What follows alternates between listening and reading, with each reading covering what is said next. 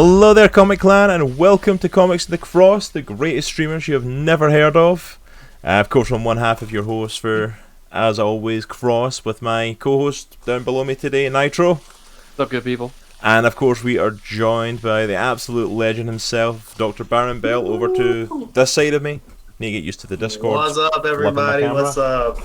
It's so good to have Dr. Bell back with us. It has been far, far too long since he's been on the show. It's good to be back, man. You guys are like family. Oh, thank you so much. Oh, and Ads, thank you for that host. Absolutely appreciate it, brother, as always. Coming in with that host right away. Yeah, it has been long overdue to have Dr. Bell on the show. If you have been following our show for any kind of sort of length of time, you know Dr. Bell's been here a few times talking about Dominion. I just thought that volume a little bit, with a little static coming through it. But he has been on here talking about Dominion a good few times with us. He came on, talked a couple of times about Dominion, came on, did a complete art talk just with Nitro, which was absolutely amazing. I wasn't lost in the least little bit on it, you know, just most lost I've ever been in one of my own podcasts, just sitting there like, yes, those are words. But this is correct. Yes. But Dr. Bell is an absolutely amazing man with an absolutely amazing comic, and we're so privileged to have him on the show to be able to talk about Dominion and to talk about where it is up to this point with Chapter 3 now released and what's to come with Dominion, because the story ain't done yet. No. It is not even close. Nope. Not even close. Just the beginning. Just the beginning. But before we delve into some Dominion stuff, we are going to go ahead and do a little bit of talk on some news from this week, because we had a little bit of a big bit of news. Just a bit. Dropping this week as, like in the last couple of days, it was announced that Skeet Spot. Thank you so much for that subscription. Absolutely appreciate it. To the Stan Clan. Welcome. Excelsior. To still being a member of the Stan Clan. I appreciate you, sir. Whoop. Stanley's falling over. Stanley's a bit tipsy this morning. But yeah, so there was some pretty awesome news, depending on your perspective. Maybe not so awesome if you're on the other side of stuff, but yeah. Marvel is looking at suing the estates of creators of some of their most well-known characters now, in order to attempt to keep the rights to them, because after a certain length of time and past a certain date, the rights of those characters is meant to be reverting back to the creators of those characters or their estates that they belong to. And these include some pretty big hitters, if you've not seen it. The big ones that everyone's talking about is Spider-Man and Doctor Strange, as they'll be reverting back to, a lot of people are talking about, obviously, the family of Steve Ditko, who passed away not too long ago, a couple of years ago, has been looking to try and get the rights of that stuff back, especially of Spider-Man, like one of the most well-known superheroes in the world. Other ones have included Iron Man, Black Widow, Hawkeye, which for a lot of these characters, this would be a major hit to Marvel, because most of these characters are majorly being used in not just the comics but the future of the MCU. And just to clarify as well, there's been no hint of what I can see that these characters would be pulled from Marvel Comics or from the MCU. It's just the rights of who owns them would completely change, which means if Disney want to keep using these characters, they're going to have to jump through a bunch of hoops. A member of the Comic Clan has been promoted. Hey, Locksteady, thank you for that sub. Excelsior. This has been an issue, a long-standing issue with the majors, the DCs and Marvels and all that. This is one of the things that kind of initiated the exodus to less smaller little comic book imprints and Image at the time, and Wildstorm, Dark Horse. I mean, a lot of comic book authors want to be able to say, "Hey, I own my stuff. You know, I created it. I own it." Yeah. You don't want to be a cog in a huge, gigantic machine. And so, yeah, man. I mean, I think even with what happened this past year with DC and another huge exodus of our talent, strictly going independent. I mean, going on Kickstarter, Indiegogo, just creating their own stuff. I mean, look at what Ethan Van Sciver is doing, and a lot of other guys are doing it, and they're doing it big. They're doing it really, really big. So Yeah. I don't, I mean, listen, whatever's gonna happen is gonna happen. Marvel has great lawyers, Yeah. so Yeah. they'll probably figure out a way to retain the rights to these artists. So correct me if I'm wrong. No. So sorry, I didn't mean to cut you off, Dr. Bell. No, go right ahead. Go right ahead. Aren't so Stan Lee and Steve Ditko's estate suing Marvel? Is that the case? And then Marvel is countersuing? Is that? I think I there's. didn't read the story. I don't know if they're initially suing. I think there's just a certain contract thing on some of the characters to revert, where the characters are meant to revert back to these estates. I don't know if they're suing to push that forward. Yeah. As far as I'm aware, I've not heard anything from that side. Every report I've kind of been reading is talking about Disney suing the estates to try and keep the characters. But I think it's just like the reversion of, like, after a certain length of time, these characters revert back to people who create them, which is a massive deal, because that's the whole thing with Marvel and DC, and a lot of people have issues with is, like, you can create a character there, but you automatically lose say in them. Like, even up to today, even the characters, like, I'm thinking of, like, most recent characters created, stuff like Miles Morales and Kamala Khan, and even the newer characters created at Marvel, like, they don't get me wrong, the writers and creators still get, like, money for it every time the characters are used, but, like, you don't get a creative say. Like, if you create an independent comic, you basically control everything that takes place in it, the direction it goes. But Marvel and DC, you're basically creating a character to let go of immediately.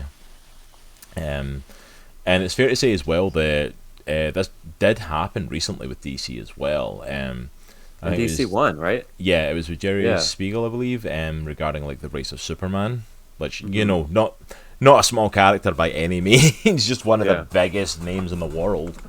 And DC actually won. They actually won the right and kept the rights to Superman. Well, I mean, and this is what I'm saying about, when you're a big company like DC or Marvel, you stand a lot to lose. So, it's kind of more cost beneficial for you to just kind of fight it as long as you can, put as much money behind your lawsuit, delay tactics, whatever they need to do to maintain the ownership of these cash cows. They're going to do it. Yeah. So, this is another instance of David and Goliath. This time Goliath won, unfortunately, and it's probably going to keep happening. That's why it's so important when you're a comic book author. You really want to have and maintain say of what you're going to do, what your character is going to do, what your brand is going to do. You have to own it as much as possible. And so, it's a huge thing. Okay, so I'm getting some of the people are popping in the chat here just with bits on it. It looks like it's literally just suing. The estates are suing to try and get royalties on the characters.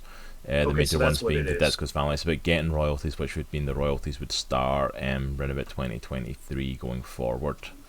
It doesn't include revoking usage or anything like that, but it's still a massive thing for these sorts of characters, and it's kind of interesting this is coming up, like, as you said as well, Dr. Bell, like, in the massive stuff that we've seen, like the mass exodus. There's been a few years ago there was a mass exodus from Marvel, and there's a mass exodus from DC recently, whether it was to go to independent or people wanting to go to Kickstarter, or like even the whole Substack thing that started recently, which I still don't even totally get that one, to be completely honest.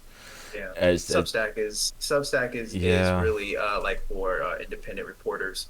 Yeah, it's like it's a newsletter thing, but like we can also like we're going to start doing comics through there. And I'm like, I don't even know how that's going to work going forward. Yeah, I don't either. I really don't. The subscription model, however, is the way of the future for independent media. Yeah, not just comics, but all independent media in general. People who they don't want to be beholden to corporate overlords anymore. So to be able to get to have your own say on the destiny of your IP, your brand, your message, you have to take control. And if you can build enough audience, via social media or whatever, hopefully they're dedicated and devoted enough that they want to put their money where their mouth is. And it's a big payoff for a lot of independent creators. Mm-hmm. Yeah, and it's just interesting. We're seeing a lot of people start to go this direction, and I think there has been a lot more attention to the independent market and to the independent comic scene. That's one of the things that we try to do on our show, like when we do our indie comic book club every couple of months. It's like, is to start showing like, hey, there is this mass amount of creative talent out there creating comics that aren't Marvel and DC or even superhero related. There's a whole bunch of stuff out there that is well Really worth creative checking stories. out. There's Yeah, some really amazing stories out there.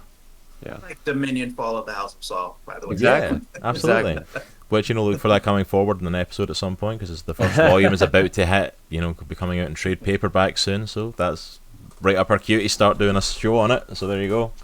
Yeah. So I mean, I don't just know. Just to catch the chat quickly, just for Tom Levine and for anyone else that's asking regarding like Dr. Bell, I've just put the links in chat for everyone to follow Dominion Comic on social media and to check out Dominion on Terminus Media's website, where you can pick it up for yourself and pick up physical copies, digital copies, and keep up to date with everything happening. Even with signed Dominion. copies too. Yeah, there's signed copies. I got one up here behind me in my comic wall. I've got a signed copy of Dominion up there, added to the wall, which survived the great falling that my comics took. Oh my gosh. I literally I changed my comics, and apparently you can't do that with like the Velcro things that I've been sticking them to the wall for the last year because they freak out. No. And no. and literally 2 of the comics that were hanging up there fell, and it shattered the glass. Oh no. So that's why there's a gap, like right here. That's why there's a gap in my comics because one of them I didn't fell even and notice that until you said it. because one of them fell and shattered. It's glaring, man. It's glaring. It's like, I need a comic book. Please put something. I know. I need to go and get frames to replace it. I've got one, and then like the row above it, there's one as well. So that's why the camera's kind of angled down away for the second row, so you only see one gap. Hilarious. That's so cool. But yeah, so definitely go ahead and check out Dominion on all social media, on YouTube, on all the stuff that's linked there. Go and check out the website for where you can get physical copies, digital copies, merchandise, t-shirts like the one that Dr. Bell himself is wearing right now, Dominion merchandise available. You can go and pick up all that also stuff. is on Comixology as well, and issues 2 and 3 are pending for Comixology. So, Awesome, and the link should be there as well for the Comixology one. I'm pretty sure I included that to pick it up there if you want to grab it in digital form, which is absolutely, you're still supporting if you do that. So if you're a digital comic person, go ahead and grab it in Comixology too. So yeah, just wanted to get that out there. Just when I seen the thing from Tom Levine in the chat, just wanted to kind of post that and just show like, hey, look, here's all the links, and just throw them in quickly.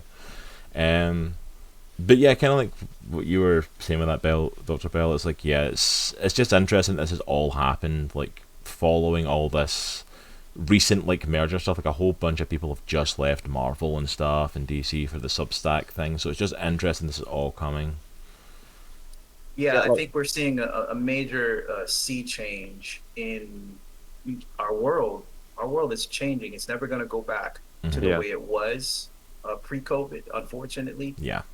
But that's actually a good thing for independent producers. Yeah. A lot of streaming services are popping up in the Christian realm and in other realms that are catering to audiences who, they are viewing, consuming behaviors are changing, and they're kind of like the flow of a river that shifts. It's shifted now more towards the streaming elements, and so you're seeing a great kind of like a gold rush going to streaming and independent media, and so it's a really, really good time for independent producers and publishers like Terminus Media to be able to take advantage of this kind of a sea change. Yeah, absolutely. It feels like everything's going in that direction now, and there's a lot more focus in the world on independent like creation, independent like media, independent stuff where people are like that. I can actually go and do this myself, and we've seen a massive influx of stuff like independently like crowdfunded and sourced stuff. Like, I mean, we just had like David Pepos on here like a few weeks ago talking about the OZ, and like that's a completely Kickstarter based comic. And it's a phenomenal comic. Like, it's the stuff that he's managed to pull together to not only create that comic, but the incentives for people to buy into it, and that's just one of so many like creators that are doing this. I think a lot of people over the past year have realized, like, okay, what do I really need to, what's really important to me? What do I really want to do and work on? And I think it's kind of reignited people. So even though it's been kind of a crappy situation on the whole, it's been a really good like wake up call for a lot of people, I think. Absolutely. I think a lot of people are now kind of delving into their passions. Yep, agree. Believe it or not, I never knew I had a green thumb, but look behind me. You know what I'm saying? I'm gonna say you got a little garden going on next to you, yeah. My wife got me into it, and Are you a plant dad? You're a plant dad. I'm a plant dad, man. What can I say, man? I name my plants, but we Oh, won't. there you go. That's There a, you that's go. a whole level of crazy. So You and my wife would get along. She does the same thing. That's awesome. yeah. So, but we're all good. That's awesome. But yeah, I think that's definitely the thing, though. I think, yeah, people have started to find passions and ideas Yep. and stuff that they wanted to bring to the forefront and stuff that they wanted to do. And it's like, and I think honestly, it's been, if I can even say it, it's like that's kind of one of, if not like the only real positive that's came out of the COVID situation is it's completely shaken up the way our world functions and also how we view life and what we want to do. You know, like, I mean, that's literally why we're here even doing this podcast. Like, the COVID thing kicked off, and it's like, we were like, okay, let's as well go for this now. Yeah. Everyone's at home, everyone's looking for stuff to do at home, while they're stuck, because they're all waiting to hear if they can go back to work or not, or they're working from home, and I'm like, alright, let's do this. If we can't kick this off at the start of the pandemic, when everybody's literally tuning in, then we're never going to be able to pull it off, so... Yeah, I mean that's how I got into listening to Christian podcasts. I found you guys as well, and it's just like you guys are filling a niche. I think that really needs to be filled. Yeah. Because you know, as a believer, I want to think that stuff that I want to consume is going to be interesting and exciting, and you know, creative and all of that. And you know, now you know we actually have the opportunity to fulfill our passions to create things like this. Yeah. So you know, I thank you guys for what you're doing. You guys are really killing it. You know, that's why I always want to keep coming back to you guys, because I feel truly like I can be myself. You know, I'm a lot of things. You know what I'm saying? Yeah. I'm a college professor. I'm a comic book artist, but I'm a believer in Jesus Christ. Yeah. And so all of these things, you know, I mean, listen, I love, you know, movies and TV and Star Wars and all that other stuff too. And so it's like, you know, to be able to be myself, to express myself in my passions all in one place is really, really amazing. So you guys really continue doing what you're doing. Believe you me, you guys have always and will continue to be in my prayers. Awesome. No, thank you, Isabel. Honestly, greatly appreciate that. Honestly, means the world to us. It really does. Thank you so much. I know we've had this conversation before, but one of the things about like being a creative and being someone who's interested in geek culture and stuff like that growing up, and also being a Christian, there was almost like a disconnect between that and good consumable media. So it's really cool being able to, you know, take in and experience like high quality material that just happens to come from the Christian world. But it's not just for Christians, you know, it's for everyone. It can be applicable to everybody, but it's just really cool seeing that, because that was not always the case, you know. Yeah. I mean, there have been good things out there, but it really has been few and far between, unfortunately. But now I do believe we are in a renaissance of Christian worldview media.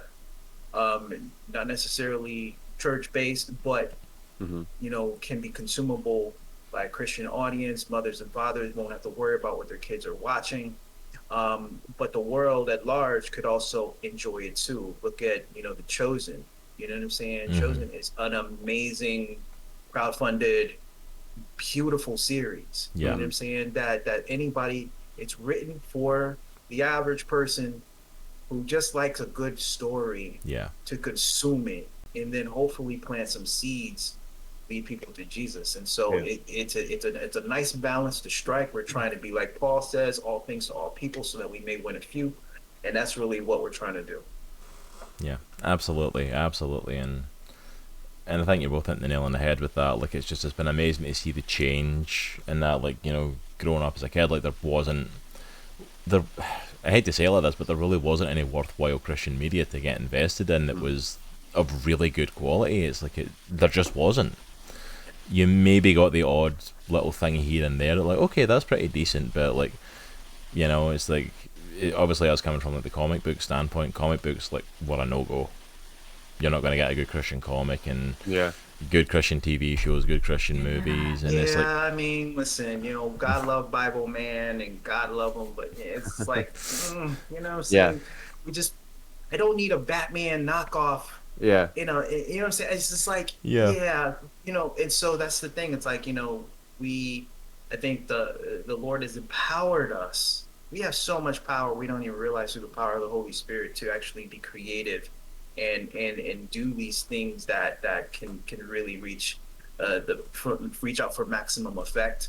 And so I think now we are in a time where I think the world is crying out for it. Christians are crying out for it. So why not just do it and do it at a high level?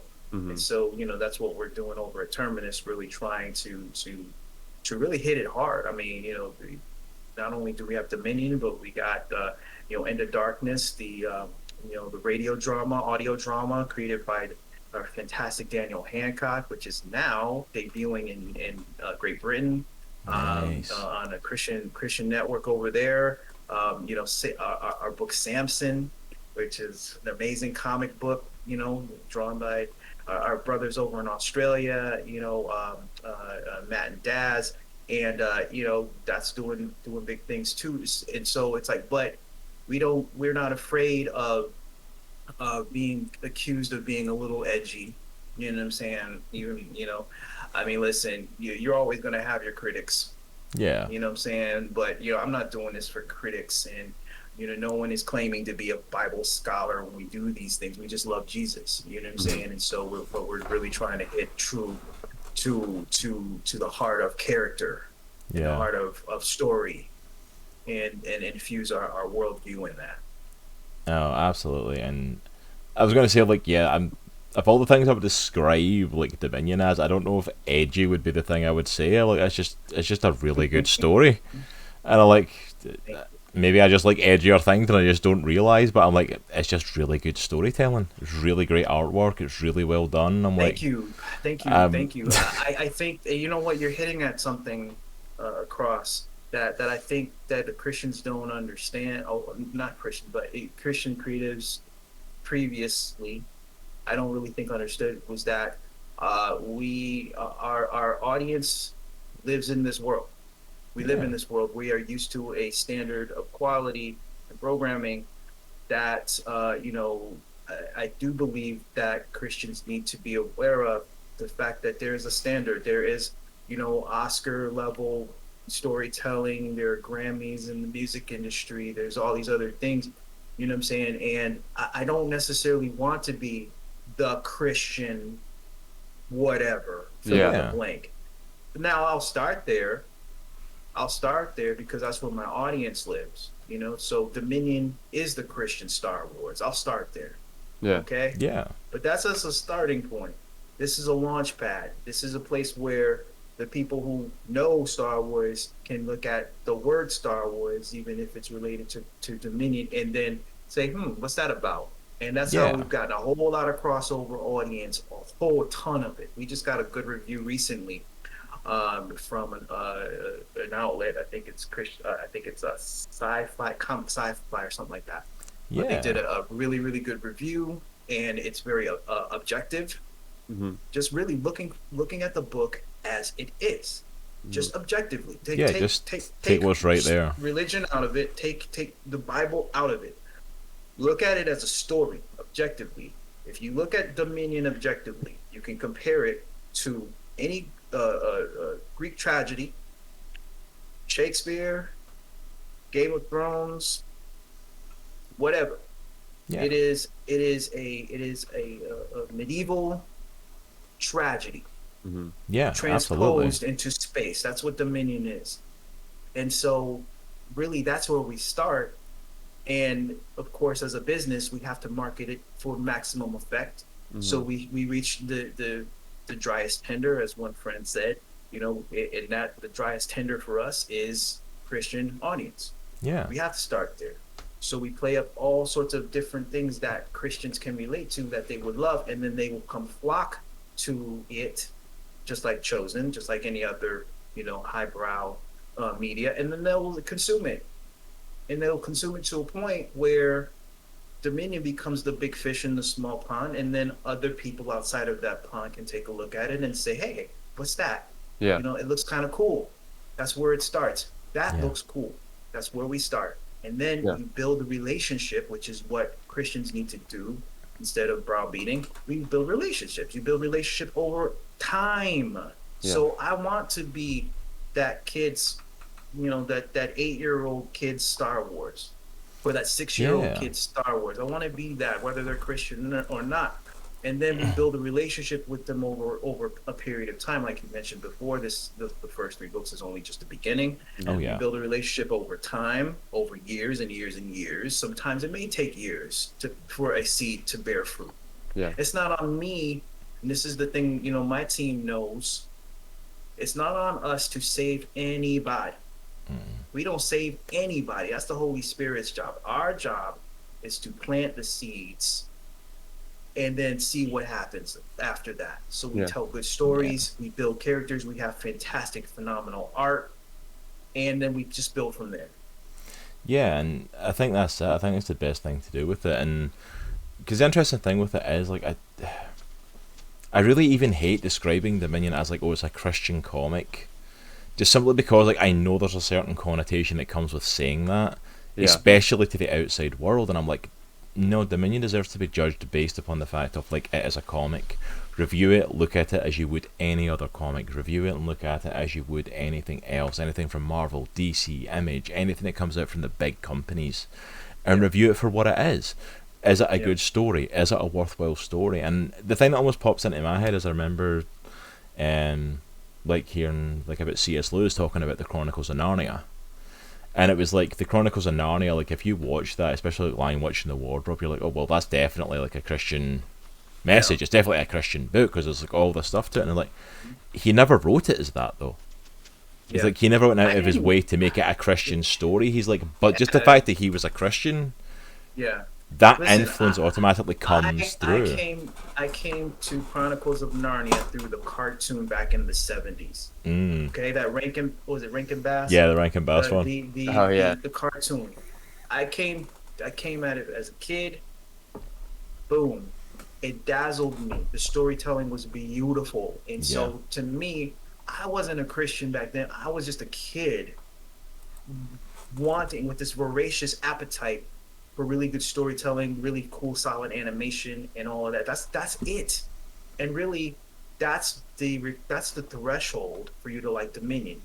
Just wanting something that's consumable, that's good, that feeds your eyes with wonderful, beautiful colors, via Christopher Hunt, my colorist. You know what I'm saying? And storytelling by Daniel Hancock and myself, and and great promotion by Mark Stansel, head of Terminus Media, in our team. And so that's the thing. It's like we're building what I like to call the Navy SEALs of Christian storytelling. Yeah. And we're we're going to be agent provocateurs in a way, because we really do have a message that we can't hide the fact that we're trying to feed this message for people to come and read the Bible. That's really what the whole goal for Dominion is. That's why I started it. So I want to get people to read the Bible. I wanted to express my love for biblical history. We have study guides at the end of every book that will connect the dots back to the Bible. So, I mean, we're not trying to hide that fact, but, just like you say, Cross, we shouldn't be judged, just by the fact that, we have this deep tie to Judeo-Christian storytelling and history. You know what I'm saying? It's just a good story overall. Yeah. Absolutely. Absolutely. All right, I want to quickly catch up with chat, because chat's been kind of popping off at the side while we've been talking. So first from Jay Duran, just asking, did you mail out the signed Volume 1 hardcovers yet? Say that again? Have you mailed out signed Volume 1 hardcovers yet? We should have caught up with all of our fulfillment. But if you haven't gotten your signed hardcover, let me know. Send Cross an email, and then he'll send it to me. Everyone should have gotten their signed hardcovers. So, by the way, guys, the signed hardcovers were limited edition for our Indiegogo campaign, and they were we sold out all of them. unfortunately, unless there's a demand for more signed hardcovers. But we do have the trade paperbacks of the Volume One Collector's Edition that I can sign as well. So if you are interested in that, you can go to our website www.terminusmedia.com/Dominion, and or you can send Cross an email and he'll make sure I get it. Absolutely. We got plenty of Chapter 2 collector's editions that I can sign as well. And so, and then of course, Chapter 3 is already for sale on the website. We don't have any collector's edition of Chapter 3 because we will be putting a lot of our focus in the Volume 1 trade paperback. By the way, announcement, Volume 1 trade paperback for Dominion Chapters 1 through 3 will be out for Christmas. Nice. I think we're doing a big launch. There you go. Black Friday. That's your Christmas sorted, everybody. You know what you're buying people for Christmas now. Just get a whole bunch of Dominion Volume 1. I'm telling you right now, Dominion Volume 1 is a listen. We sent it to the printers. It's beautiful. There's some special features in there. It has all 1 through 3, the whole story. At least we call it kind of like a beginning of the Dominion tale. And it's beautifully put together. It's going to be in a nice trade paperback, glossy. And so, we got some really great endorsements. The director of Mulan, Oh, wow. Christian Wow. guy, endorsed our book, Barry Cook. We got an endorsement from one of the actors in The Chosen. So it really is picking up some steam. We picked up a publicist along the way who's going to help us do some really good stuff. So it's like, if you really enjoy good, solid storytelling that you can literally give to the kid down the street, or you can sit down and read it with your kids, or, if you're a kid, you can share it with your friends, whatever. This is something that you can really invest in. Like I said, Dominion is building itself to be the Christian Star Wars. And Terminus is almost kind of like, we're heading to be a competition for studios like Disney, Warner Brothers, DC, all that. That's really what we're trying to do. That's our goal. And we believe it's our God-given mandate to do that.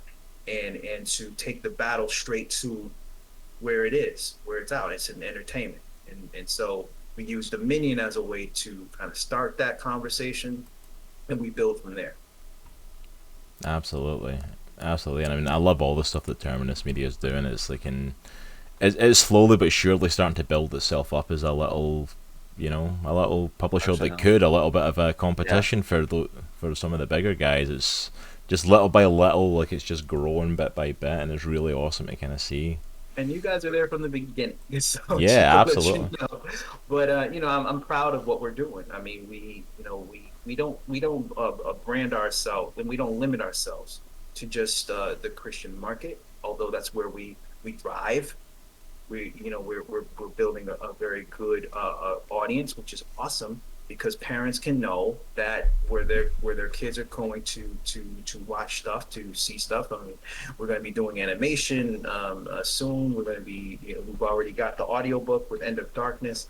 And so Terminus is a multimedia company. We just so happen to start with a prolific and robust graphic novel publishing arm. And that's going to just kind of branch out from there.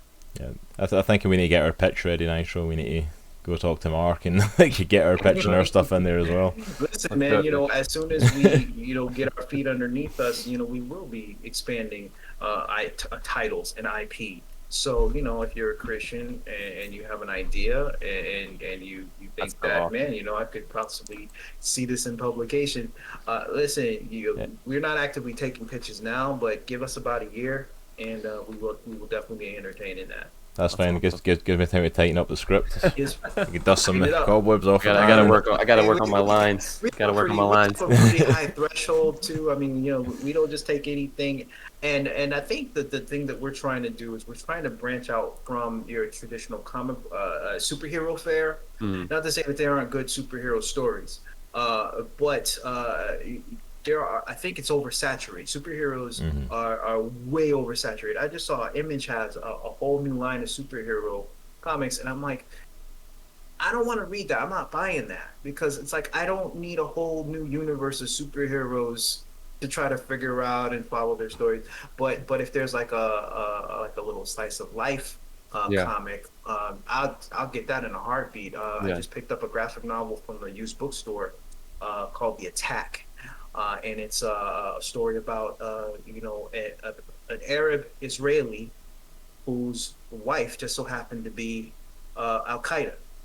And but he and she were living in Israel, and then he has to go through this kind of alienation process and trying to figure out, well, was his wife really Al Qaeda?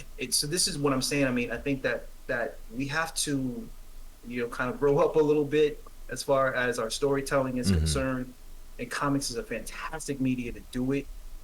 And think about the types of stories that can cross generations, that can cross cultures, that can cross genres, and then you can sprinkle your Christian worldview in it, so that you're building good stories. And I'm a professor. You know what I'm saying? I teach at Liberty University. I teach at George Fox. I developed courses for both of them, and I developed a master's level comic book publication course for Liberty that gets regular students coming through. My whole goal is to start to build a generation of agents who can tell these stories from a Christian worldview and disperse them into the world at a very high level of art. So me teaching art is huge. In addition to what I do with Dominion, we have the new thing on terminusmedia.com/learn called 1 Minute Art Class.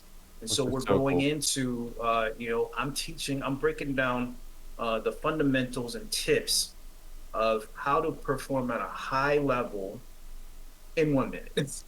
So it's like, but I do have a longer version called Concept Art for Comics as well. But really, the goal is to just start to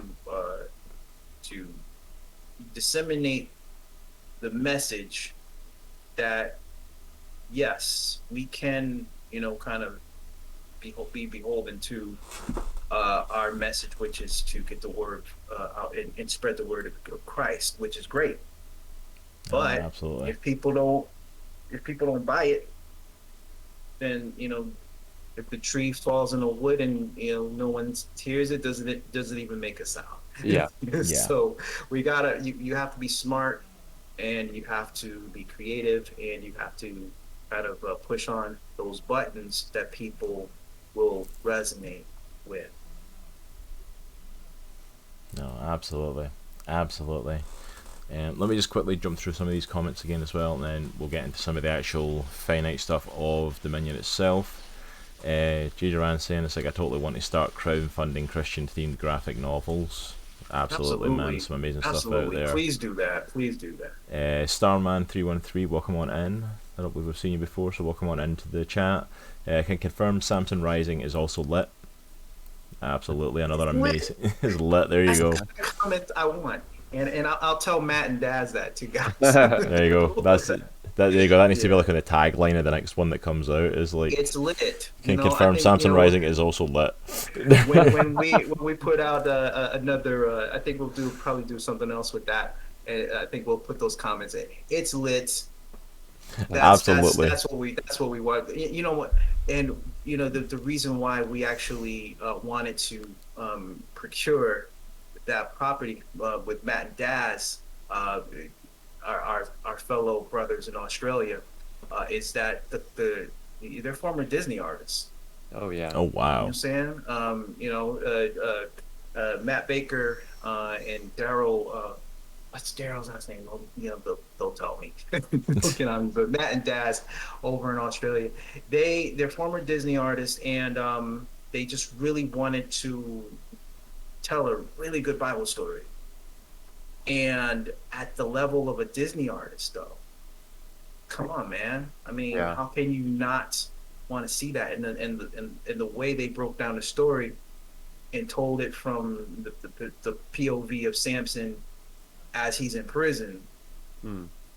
kind of rethinking his past decisions is an amazing kind of redemptive storytelling method. And a lot of people can relate to that. I've made mistakes. You've made mistakes. We've all made mistakes. How did I get here? Yeah. And then how do we move on from those mistakes? That's really the core of the Christian theme, Christian message. And so, we're definitely, capitalizing on that, and probably going to be doing something with prison ministry, and with that, our goal is, one of these days to be able to just give books away. So something like that could definitely help with, someone who's on lockdown, maybe their kids, give them a little bit of hope. Wow. Just give them some comics. And so, really our goal is to, hopefully one of these days be able to we make these great books, we make a great profit of it, but part of that is going to be just donated and just given away to whoever. That's awesome. That's absolutely amazing. That'd be amazing to see, to be able to start doing that. That's the phenomenal goal. Starman also says as well that he was saying it on a site that Dominion is like Thundercats if they got right with Jesus. It's a phenomenal comic. Definitely top tier Christian comic material. Someone said that on Twitter. That's hilarious. They said if Thundercats meant Jesus. You know what? I I can't even say that he's wrong. It's like, actually, yeah, that's pretty good. That's fairly accurate. It's not wrong. It's not wrong. I mean, and the thing is, we love the fact that people can make a lot of pop cultural references in relation to Dominion. I've heard Robotech. I've heard Thundercats all day, every day. Yeah. Star Wars, Dune. Is a huge one that resonates because the new Dune is coming out and it looks phenomenal. It looks awesome. And so, the thing is, it's like we got all of that kind of wrapped up in Dominion. Yeah. And but you see, this is all my kind of loves, all of the things that I loved, I kind of poured into it. And with the anthropomorphism, though, that's another thing that kind of like really was from C.S. Lewis. I can't lie. You know what I'm saying? Making all of my characters have some type of symbolic representation in an animal form. Man, because C.S. Lewis believed that, you can get a lot of truth through something benign like an animal that resonates with people across racial lines. Yeah. Across cultural so lines. True. Yeah. An animal is benign. When you look at an animal, you cannot say that animal is someone tried to say, oh yeah, the fact that Saul's a lion is like African and all this other. No, I wasn't thinking that. But you can make that argument, because look at Lion King or whatever, look at Wakanda and all that of it. You know what I'm saying? But that wasn't my thought process. I was not racializing or trying to say, okay, these animals represent this race, whatever. Yeah. It's just, symbolic. The reason why Saul is a lion is because David and the Davidic lineage, that's referred to in a lion context. Jesus is called the Lion of Judah. Yeah. And so it's like, to me, it wasn't a no-brainer. It only made sense to me to tell the story like that. But then everybody else down the line, you got Samuel, who's a crow. And so, I would say, okay, the Levitical, portion of Dominion, they're all crows. Yeah. Something about a crow. Crows are not necessarily wise, but you can kind of see wisdom in them. But you can also see mischievousness in a crow. Yeah. And so, the main thing about Dominion is you will see that the mammals are the good guys. The reptiles and amphibians, they're the bad guys. You know what I'm saying? Yeah. The scaly. So I play into that stereotype, but the Philistines, you know, which we just saw emerge in the middle of book 2 and in book 3, yeah, you're going to see, you know, that yes, you know, they are scaly looking lizard creatures, and but you know, the Philistines in my world, um, they're grotesque. Yeah. They do all sorts of grotesque experimentation, creating cyborgs, and you know their technology isn't at the level of Dominion, so they do a lot of experimentation on their people, and Yeah. it's kind of gross. But you know, that's the way, you know, I wanted to kind of tell the story. It's kind of like, you know, Klingons or something in Star Trek. It's Yeah. kind of weird. Yes, but it really helps them stand out though. Like when you start to get into the Philistine world and you start to get into like how things are working, especially as it gets into issue 3, you see a lot more of that. It's like it really separates itself from the world you've set up of Dominion of King Saul and his family. It definitely plays well into it. Dominion is clean. It's clean lines. It's more curves and edges. It's a lot of high science. You know, until most recently, you know, Dominion, they've been at the cusp of, you know, the breakthroughs in technology over all of the millennia of their existence, and everyone else has been kind of like trying to play catch up. But even in that, you can't, you know, you can't fight numbers. If you're outnumbered, you know, sometimes those advancements kind of, you know, level off, because the Philistines now they have the numbers Yeah. to kind of bring them in parity with the level of technology of Dominion. And so that's really kind of the thing. It's like this arms race of, okay, Yeah. well, who's going to beat who with which either greater numbers or higher level of technology, more surgical precision, weapons. And so that's really the thing, the push pull that makes Dominion interesting. Alright, so in our chat we've got one more comment I just want to kind of go over, and then on the question from someone in the chat as well. Sure. And then I want to kind of delve a bit more into the actual Dominion itself and getting a bit more Yeah. into where we are with issue 3 and setting it up for people. We've Absolutely. already like hinted a lot into it already, so it's just Yeah. continuing what's already been getting talked about. Okay. It's all good. But Just Me D said, "Y'all are speaking such truth. It's my favourite thing to wake up now to media and messages like this, where I can relax into my day, enjoy some quality nerdy content without having to keep my guard up against the subtle messages and themes that seep in through the background or between the lines of a lot of journal media. That go against Christ and the way that I try to live my life, and I appreciate you so much."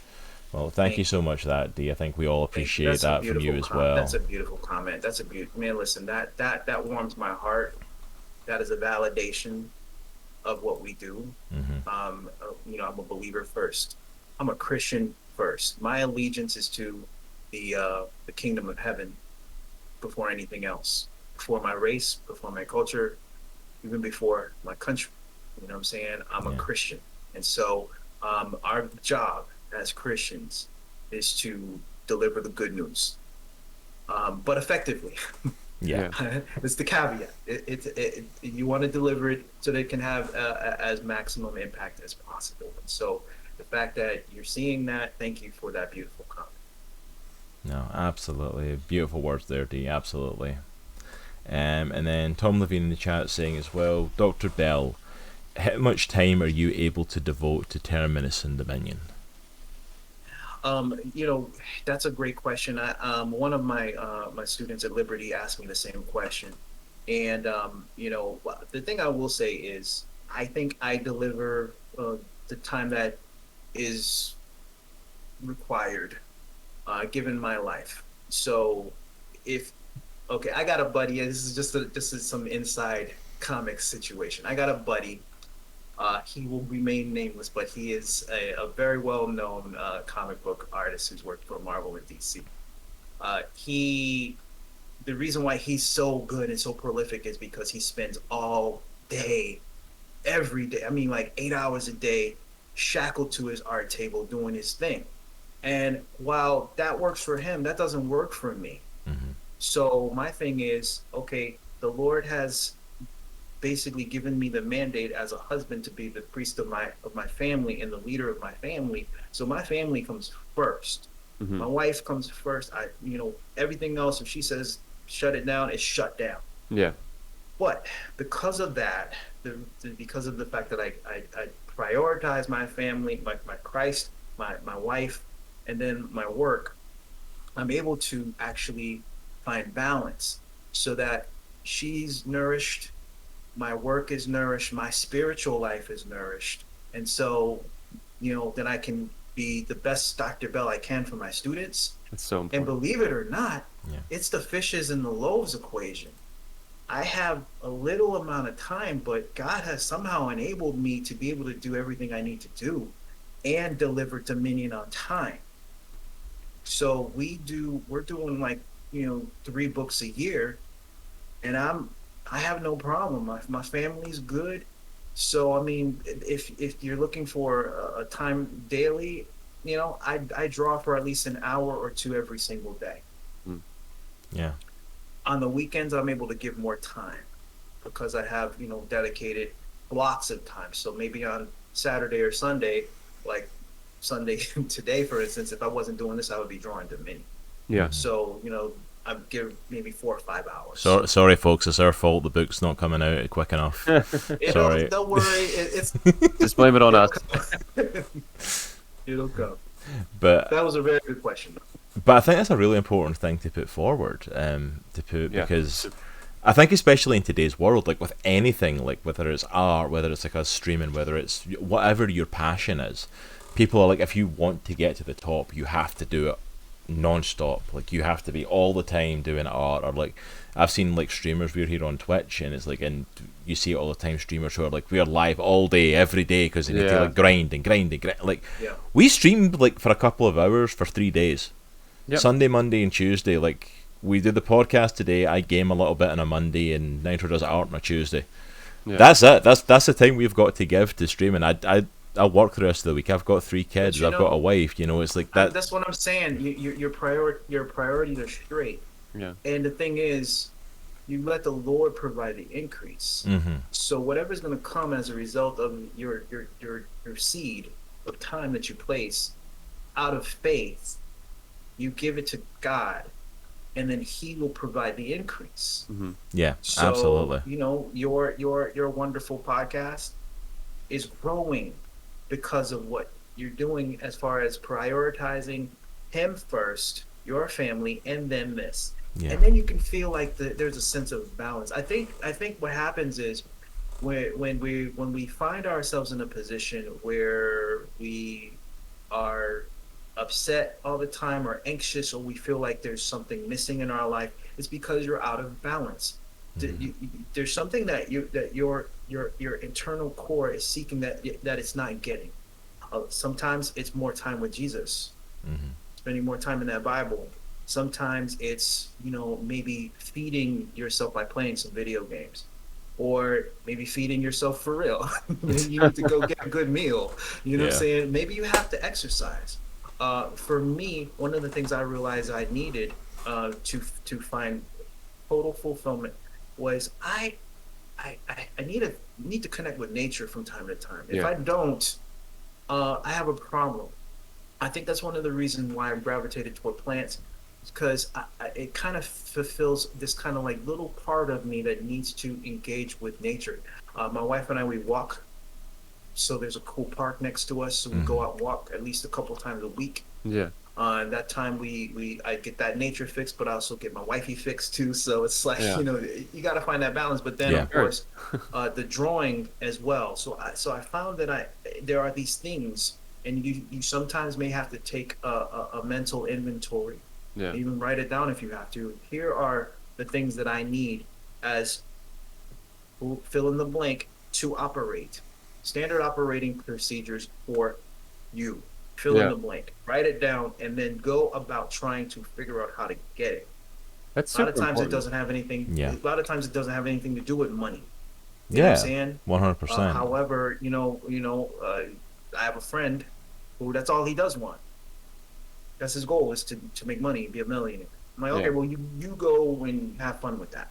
Yeah. Yeah. That's your goal, do your thing, go and get it, but I think you're right though. I think you need to take inventory sometimes. It's so easy to get stuck in the mundanity of life and everyday things, and life just like keeps turning over, and it's like to actually stop and go, what do I actually need? Yeah. And what do I actually want? Is like, And that's the thing. If you don't decide that, if you don't assess what you need, what makes you tick as a person, because every person is individual, then life will inevitably make that decision for you. yeah, absolutely. Yeah, Like yeah. it just happens around you, and it's Yeah. like, Yeah. it's just whether or not you want to have a say in what's going to take place or not. Is Yeah. You have to, God put us on this earth to serve Him first. mhm. Part of that service to Him is being good to ourselves. Yeah. So we got to figure that out, So, as Dr. Bell, my prescription to you guys is figure it out. Hmm. Go ahead, take a day, take a weekend, whatever. If you find yourself unhappy, there's nothing wrong with therapy too. Talking to someone. Yeah, You know what I'm 100%. saying? We have 100%. these virtual doctors, therapists on call. Talk to someone. I have several students who, they're getting ready to freak out because, oh my gosh, it's all these classes I have to take and whatever. I'm like, listen, it doesn't hurt to talk to student services. They have counseling. Yeah. Good solid Christian counselors who will listen to you and help you kind of talk out whatever you need. And this is going off in another direction. No, but it's hey, this is Good, man. I'm gonna say this is like a little therapy session, like kind of getting all this out. But like, it's all good stuff, though. I mean, it's all important stuff, and it's great to get that input from you as well, because a lot of us are creatives. Mhm. Whether it's art or whether it's writing or whether it's podcasting or whether it's streaming or whether what.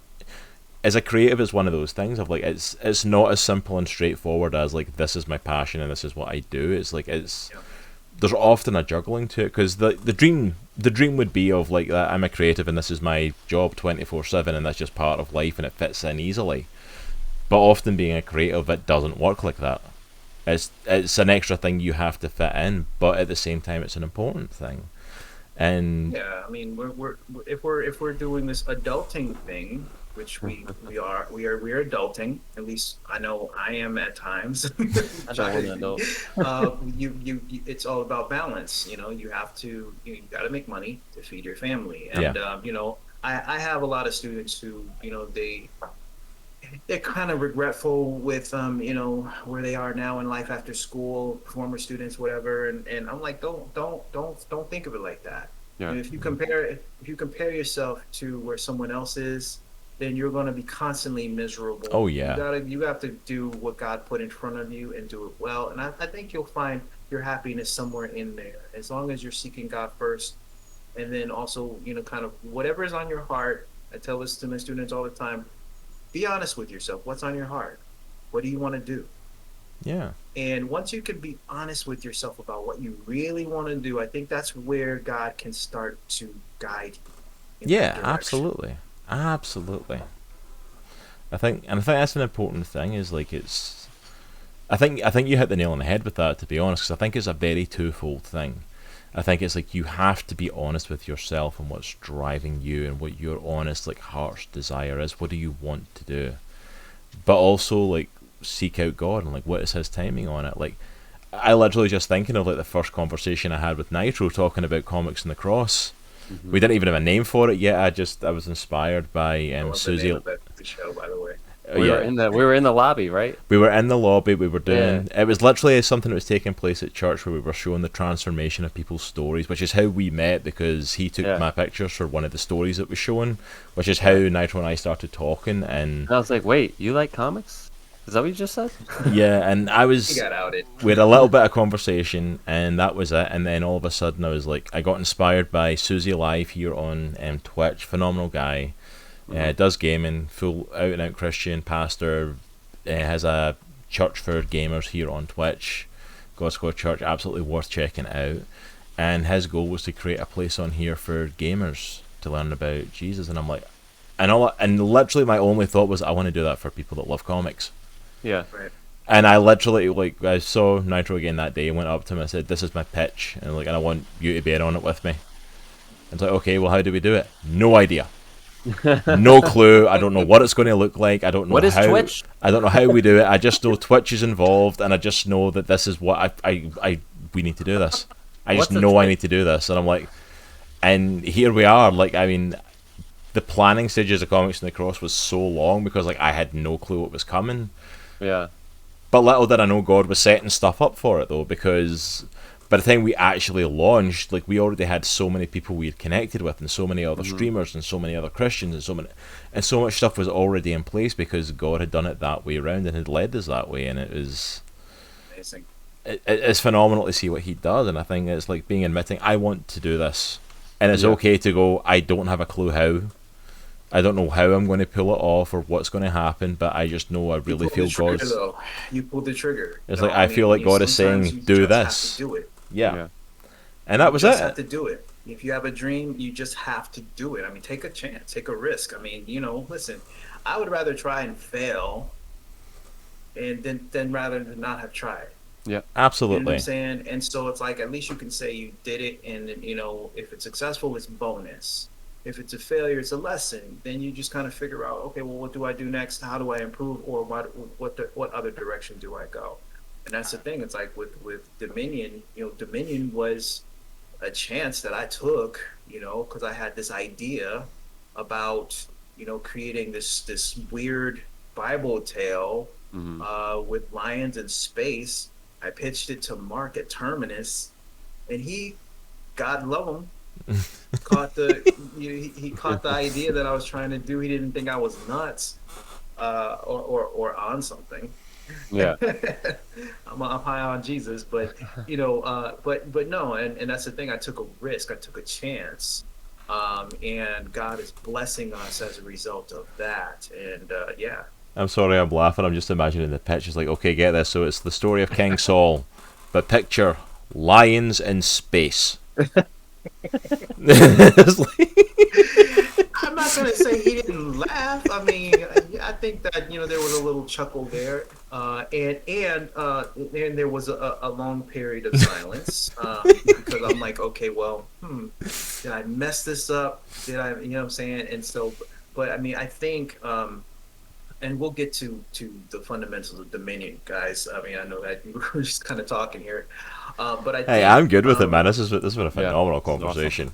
the thing about the origin of Dominion came at the time when Terminus Media, as a comic book publisher, was also evolving into what it is now. Because when I first started at Terminus, I did a book called Radio Free America, which is kind of like Red Dawn meets The Wire. For those guys who know those references, that also is still on sale on terminusmedia.com. But we were just a regular comic book publisher, and all that implies, some objectionable material, some things that you necessarily wouldn't want your children to read, a lot of kind of superhero, and scantily clad superheroines and all that other stuff. And when I came with the idea of Dominion, I was really just trying to, Mark was going through some transformation to the owner of the company, and I was going through my kind of come to Jesus moment about what do I really want to do as a Christian creative. I can't continue to deny my allegiance to Jesus Christ through my artwork. I have to be real. Yeah. And so Dominion came up, and then Terminus got saved, basically. The publisher got saved. We basically sat down and said, okay, what do we want Terminus to be? We want this to be faith and family friendly. Yeah. Okay. We want to entertain, educate, inspire. Boom. Okay, boom. Okay, cool. Let's do it. And so now what? What's our flagship going to be? What's our first story going to be? And then of course Dominion came out, and then Mark chuckled a little bit, and there was this long period of silence, and I wasn't really sure what was happening. But kind of over the course of maybe 6 months to a year, what Mark was doing was cleaning house. So that time when I wasn't really hearing much, Mark was cleaning house. He had to make some very tough decisions, because of course you have invested money in IP that you now have to release. Yep. You have to, change relationships. You have to sever relationships that you may have had for years. Yeah. And those conversations were not pretty. I was privy to some of them. But you make the decision to follow Jesus, you do it all the way. You don't be like King Saul in Dominion 1 and just, do a little bit of what God asks and then just kind of like, ignore the rest. No, you got to do it all the way. That's what Mark did. He you know what I'm saying? He really, he made some boss moves for Jesus. And so once he did that and he was ready to kind of relaunch the company, we met back up and he was ready. And he was like, okay, I don't only have the the interest, but here's the money to actually produce it too. So I put together a really good team of artists, and we really started building. But Dominion is just, it's growing. It really, for those of you guys who are not familiar with Dominion, it's pretty much the story of King Saul from 1 Samuel in the Bible.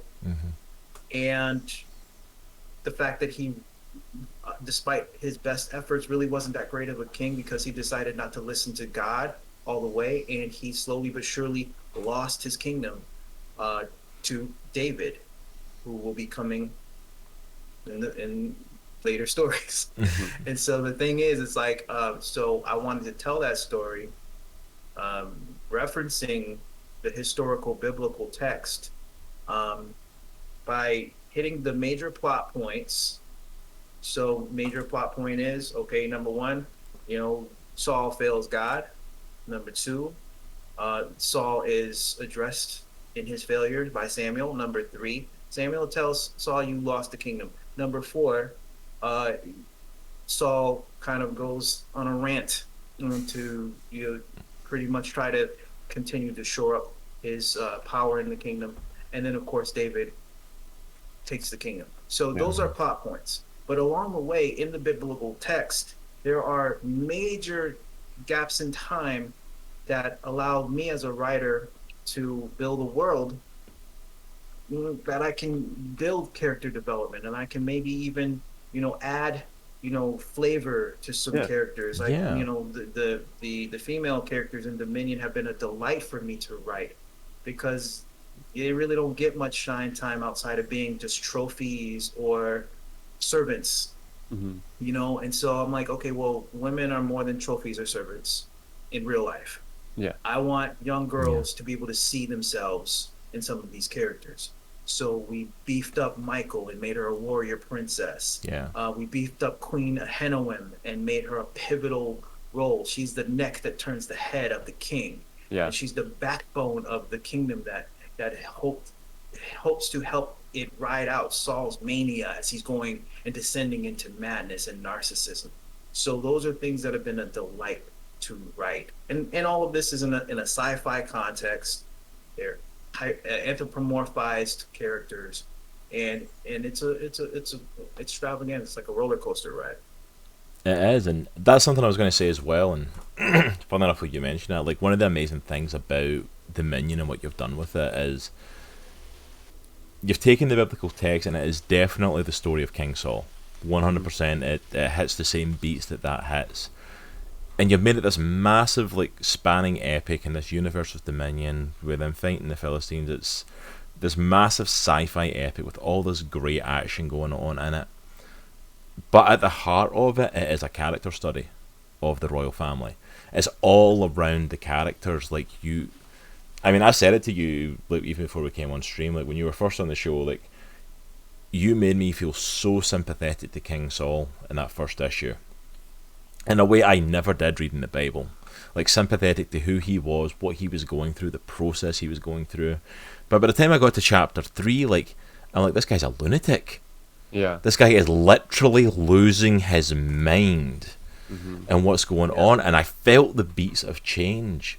And you can see it building up, and you can see, like, and I love the fact of, like, still one of my favourite scenes in any of the 3 chapters is the point when Samuel addresses Saul, like at the very Yeah. beginning of chapter 1. Like, it's still one of my favourite scenes because like Samuel is an absolute, legend in this moment. He is like Yeah. built up, and that's it. 3 chapters. That is the only time we see him on the page. Pretty much is that section. Yeah, and he'll be back. Oh, yeah, but, yeah. The thing is, and thank you for your kind words. The thing is, and I want to give some real shine time to my co-writer Daniel Hancock. He is a screenwriter, playwright. He's just all around awesome as far as storytelling is concerned. He is really kind of like the yin to my yang, because whereas I can I can do a lot of broad brush storytelling. Daniel is like a scalpel. He goes in. He's almost kind of like a brain surgeon, where you have to kind of like go in deep, and you have to make sure all of these neurons are connecting and all this. So he creates this, a triangulation of relationships between King Saul and Jonathan. Jonathan and Ahinoam, Michael and Ahinoam, Michael and Saul. And so it's like all of these different relationships are kind of like they're interconnected and they're intertwined and they're wrapped up. And so it's almost kind of like dominoes. If one thing falls, everything falls as a result of that one action. Yeah. So the thing is, Saul, in the Bible, as we see him in the text, you don't get much out of him out of more than just crazy. Okay? But we all know that you got to start somewhere. You don't just start crazy. Yeah. You know what I'm saying? That old saying, absolute power corrupts absolutely, is so true, because it's a process of identifying your power. Once you identify your power, then you kind of identify the extent of your power, and then you make a decision on what kind of leader you're going to be. Yeah. That's the same thing with Saul. Saul started out initially as just a handsome guy. You know what I'm saying? Yeah. He was a handsome guy, and he was kind of shirking his responsibilities. But once he understood his power, I think that's where the narcissism started to come out. Yeah. So my thing is, I want everybody to kind of identify a little bit of Saul in themselves. Yeah. Have a little bit of compassion too, but also be realistic, because sometimes in some relationships, and some of you guys who may deal with a narcissist relative, friend, or whatever, you may be able to identify some of that. And the fact that you, just like Jonathan, are seeking validation from a narcissist. Yeah. It is dangerous. It's a fool's errand. Yeah. It's a fool's errand, because you're never going to get it, because the narcissist thrives off of oxygen that comes in the form of attention for themselves. So, that's the thing. So you have, Jonathan, who is seeking this validation from his dad. His dad's not going to give it to him at all, because, if it doesn't in some way, shape, or form uplifts Saul, then he has a problem with it. Yeah. No, absolutely. And these relationships are weird, but Saul's decline is not as rapid as you see it in the Bible. In Dominion, it's more of a slow burn. It's gradual, so you're going to yeah. kind of see it gradually escalate to the form of just downright mania. No, absolutely. And just speaking like as well with Jonathan, I wanted to bring him up as well. He's another character I feel like gets so fleshed out in Dominion. He's so well written. Yeah. Because if you read him in the Bible, he really is a secondary character. Like, he's a secondary character to his father as king, his father's madness, and then he literally goes to being a secondary character to David. Yeah. Yep. Spoilers, by the way, for anyone Yeah. who's waiting to read the future Dominion stories. And like, I see what happens next for a couple of 1,000-year-old story from the Bible. But but he goes on to be like basically David's best friend. Yeah. And like a brother to him, but he really is second fiddle because it's David's story. Yeah. And I really feel like this, especially when you get into chapter 3, you really start to get Jonathan's story. Yeah. Because chapter 1, we ease into him, and it's very much like how we just see his reaction to his father basically throwing him out of the the main chamber and stuff like that. But when we start to get into chapter 2 and chapter 3, we really start to get a hint of who he is as a man. What drives him, and why is he doing what he does? Yeah. And Yeah. You know what? Chapter 2 was my opportunity to delve into Michael's story. another Chapter phenomenal 3 story as well. Chapter 3 was my opportunity to delve more into Jonathan's story. Chapter 4, was kind of slow things down a little bit, bring things back to family, and then delve into kind of like the interconnected workings of that family as well. So it's like it's a really good opportunity for me to just do all these things. But chapter 3 was fun for me because I was able to do my Star Wars story. Yeah. And if you haven't read it, please read it, because this Yeah. is really more spacey. And It was so cool. I'm not gonna lie. I had such a blast with that one, reading it. Yeah, it's a little bit more quick cutting, but yeah, and we'll get to some artwork too, guys. For those of you guys who've been waiting for artwork, it's coming. We're gonna show. It's coming. I know some stuff. we've kept them ranting for an hour. I know. Yeah. I think one cool thing about this is, like, when you read the Bible, you read the story of David and Saul and Jonathan. There's a point of view, right? There's a specific point of view that's taken in the Bible as far as how we're seeing the characters. I think a cool thing about this and the way that you're approaching it is you can change that point of view, but still tell the same story, but just from a different perspective, and that's really cool. Yeah. Everyone is in some way a main character. Yeah. In Dominion. Yeah, it really it's called Fall of the House of Saul, but everyone is in their own way a main character. They have their own point of view. The camera does shift from different perspectives, so that you can actually see, how people are relating to the oncoming issues, and that would be the internal conflict of Saul and his decisions that are affecting Dominion negatively. Yeah. But then the external impending invasion of the Philistines, and so yeah, it really is kind of like a dual track story. Yeah. Absolutely,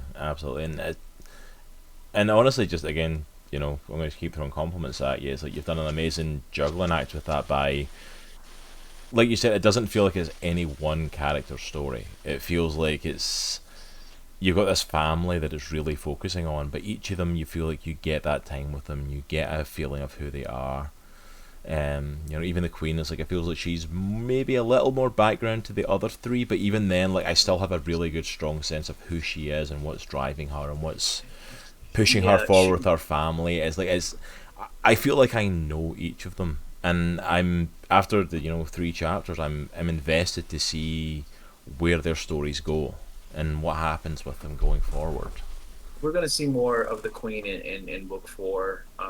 And I really wanted to get back to her, because really books 2 and 3 are flashbacks. And book 4 is really going to be, okay, now we're back in the current timeline, and here's what's happening at Castle Gibeah, and this is really where they hash out where they are, where Dominion is right now, because of Saul's mania. He's really just reacting a lot, and he is just, whereas you should be projecting power, he's kind of making power retract. And so when you bring your forces more towards home, because you want to protect home, everyone on the outskirts kind of get the short end of the stick, which is what book 3 was about. And book 2 and 3, showing the crumbling of the edges of Dominion, and the Philistines taking advantage of the weakening of the border. No, absolutely, and yeah, I'm really excited to see where this goes. I'm really excited to see it coming back to the current present day of it and where the story takes place from there. And let's probably take this opportunity to jump into then, like, what's coming forward. Let's get into some of the art stuff we've got set up. Let's take the chance to dive into this, because all we really know is that at the end of chapter 3 there's a to be continued. Yes. which there's not even like the other ones I've given us like the next chapter's coming when, we don't even get that, so Yeah. we're just left in Yeah. this massive cliffhanger, and the only Yeah. hints that we've got for future stories that we know about is that there's a Goliath out there somewhere Yes. that we've still not seen, yes. An Ultramech. and Yeah, the then Ultramech. and then someone saved Michael at the end who had Jesse and Sons imprint on his armor. So that was like that's like the only hints of stuff to come in the Yeah. next chapter. Everything else has just been kind of left on a cliffhanger. Yeah. So we're in pre-production right now for book 4. The script is almost locked. Actually, I think we're going to be locking it this week, and next week we'll be going into pencils for book 4. And then Awesome. I've been putting a lot of stuff on Twitter, Instagram, Facebook, just of my process. I do a lot of kind of concept sketches to, kind of like pull out some of the things that I see in my head from book 4. And so if you want to show some of that, you can. Yeah, you just start talking, I'll start throwing some of them up there. Yeah. So, because each character has to go through some type of visual kind of thought process for me. And the thing is, as an artist, one of the things I have to do, especially as a comic book artist, is to just draw.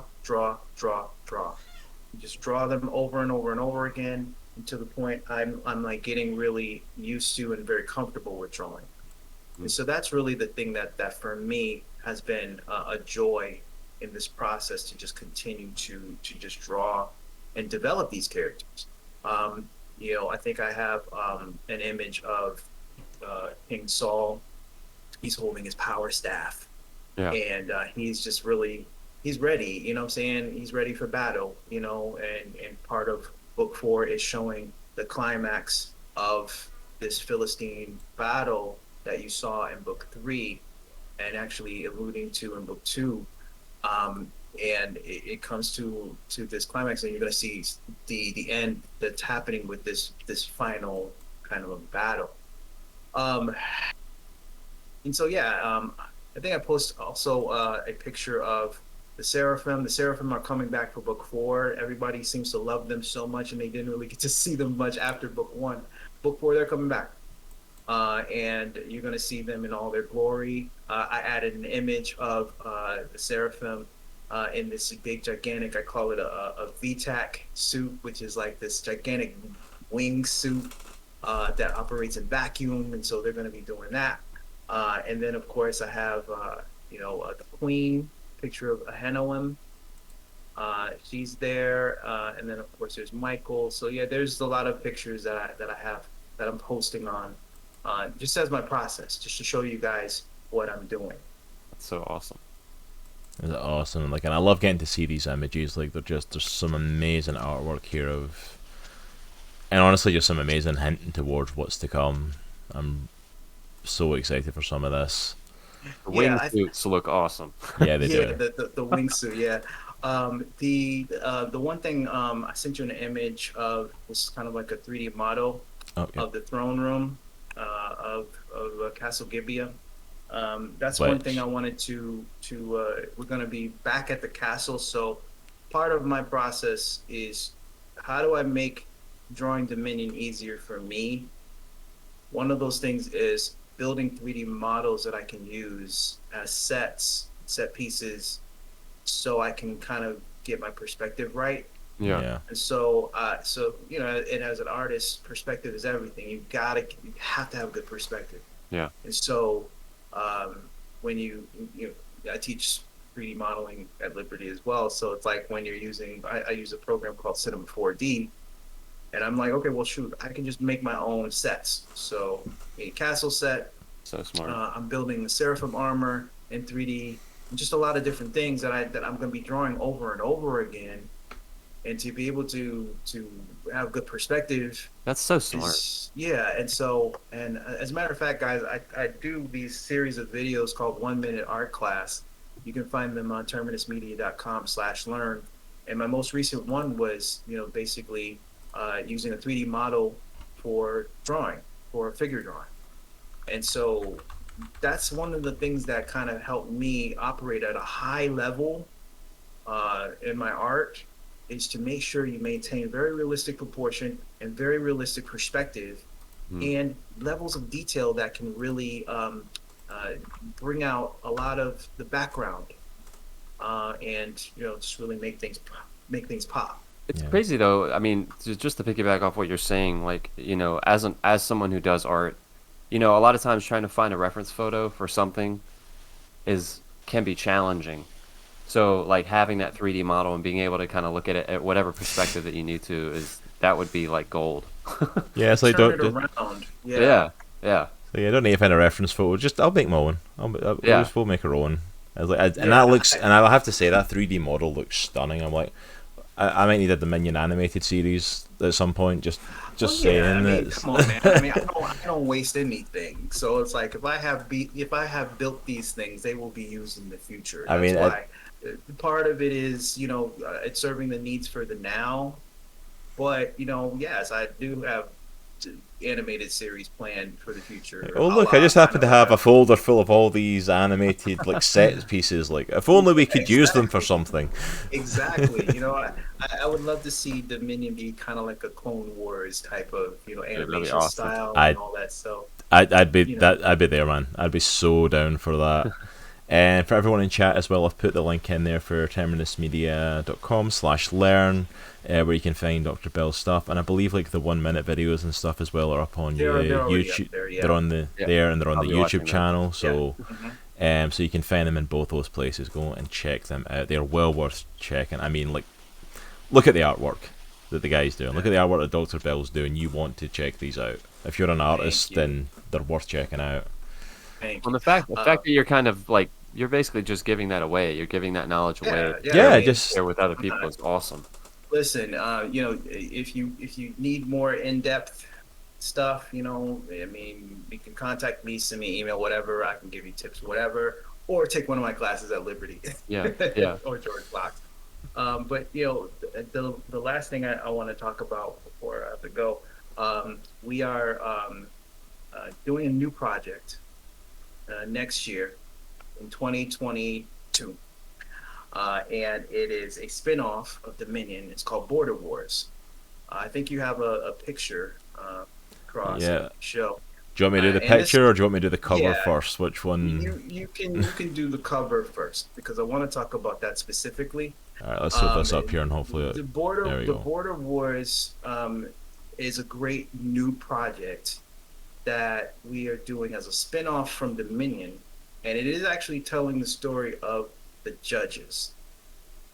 And so Dominion, You've got me already. Dominion is its own universe, but it is inspired by the Bible. And so, yes, we're going in different areas of Dominion in different times. And basically the premise is young David and Samuel go to the Dominion archives. And Samuel is giving David training on how to be a king by looking at the past heroes of yore, of antiquity, and seeing the decisions that they made, talking about how they actually saved Dominion in their time with the power of the Almighty. And so we have anthropomorphized characters that we will talk about later. You can actually see there's another image, but before you go to that other image, the one thing that we're doing as we're trying to be innovative. And so the next series is actually going to be almost kind of like in an anthology format, where we are partnering with different Christian artists to actually bring the story to life. Wow. In a 7-chapter volume. That's so cool. And so we've already, you already have the image right there. The first book is going to be done by Rob Stotts, who is a fantastic Christian artist. Worked with the early stages of Wildstorm Comics and also Marvel and DC. Wow. And he did another really cool book that's almost kind of like Dominion-esque as well. Um, but yeah, Rob Stotts. Can't remember. I think you can go to robstotts.com to see some of his artwork. But he is a really great Christian artist, fantastic man, and just father, husband, lover of Jesus Christ, but also a very, very solid artist. And he also teaches art as well at a Christian school.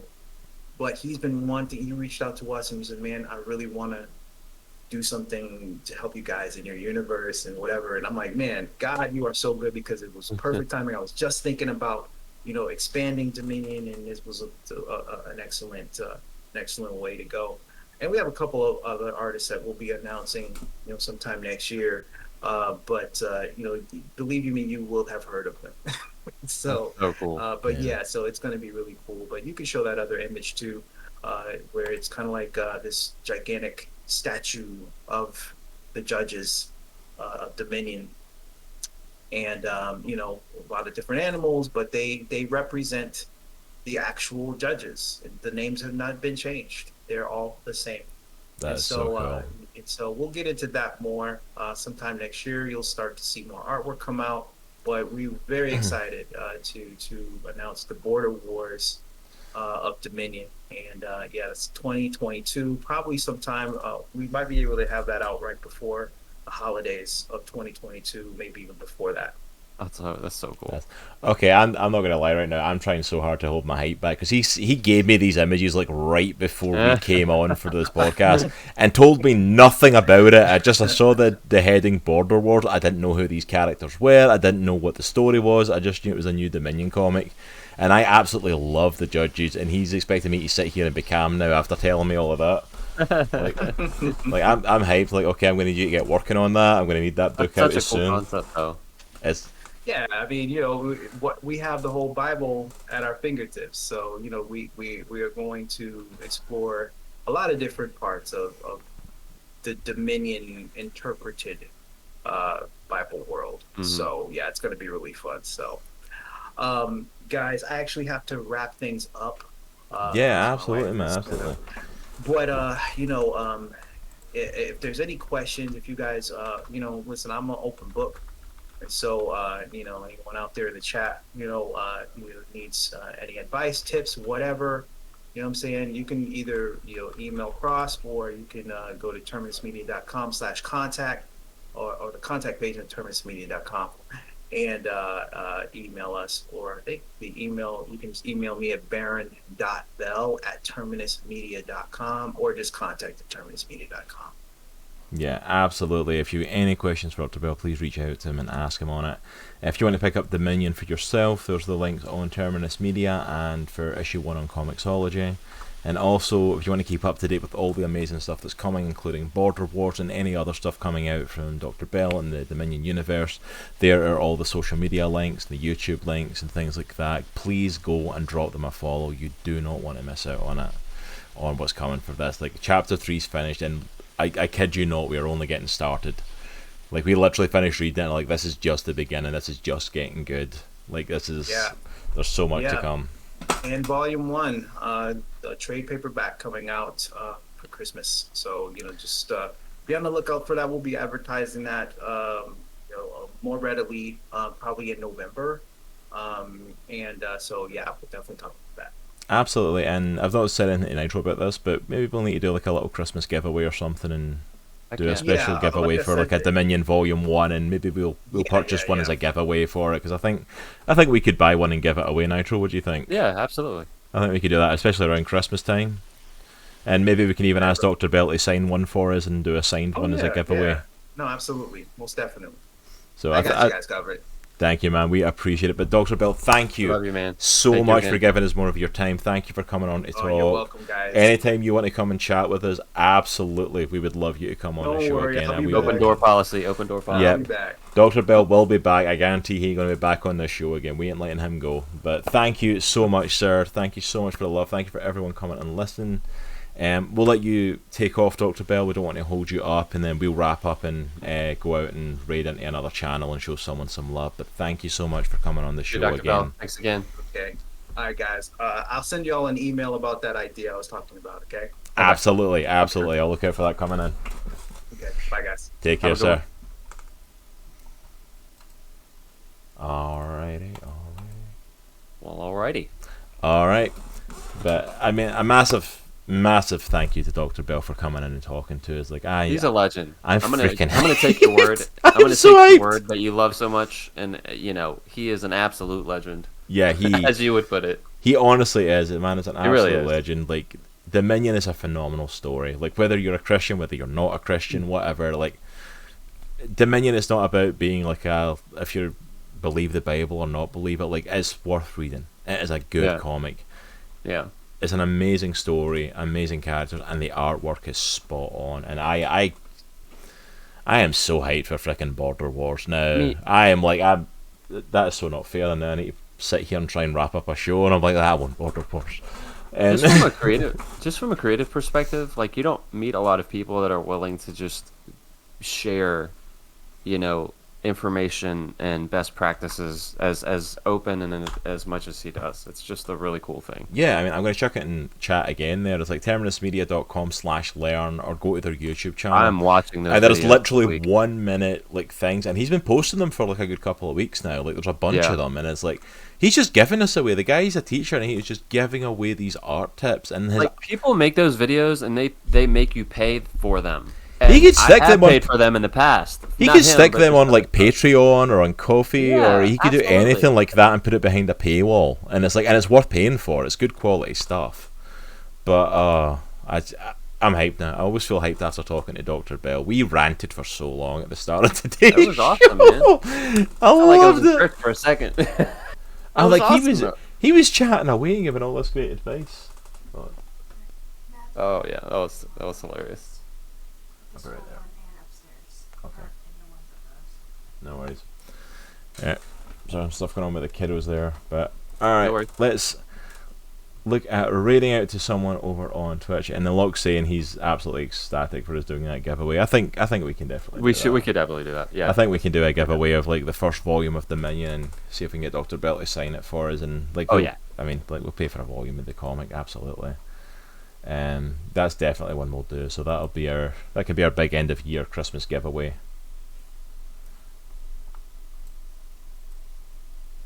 Okay, the video's moving now. Like, the video kept freezing there when I was pulling up the thing to try and find someone. I'm like, why is the video I freezing? saw that too. I was like, did I just froze? It's like, why is the video freezing? All I did was open a window. Like, seriously. Thanks to everybody who popped in today. Yeah, thanks for everyone coming in. Thanks for everyone who's been active in chat. Thanks for everyone who's been showing us some love. Thank you for all the questions that we got as well for Dr. Bell. Absolutely appreciate it.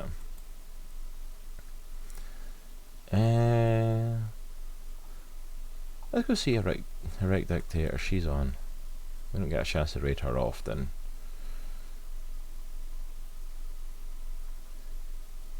Yeah, alright, we're going to raid in there.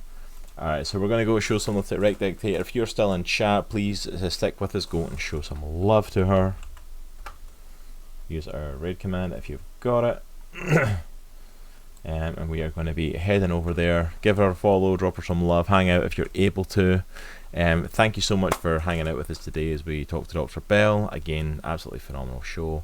I don't know what we're doing next Sunday. I don't think we've actually got anything planned as of yet. So keep an eye on our social media.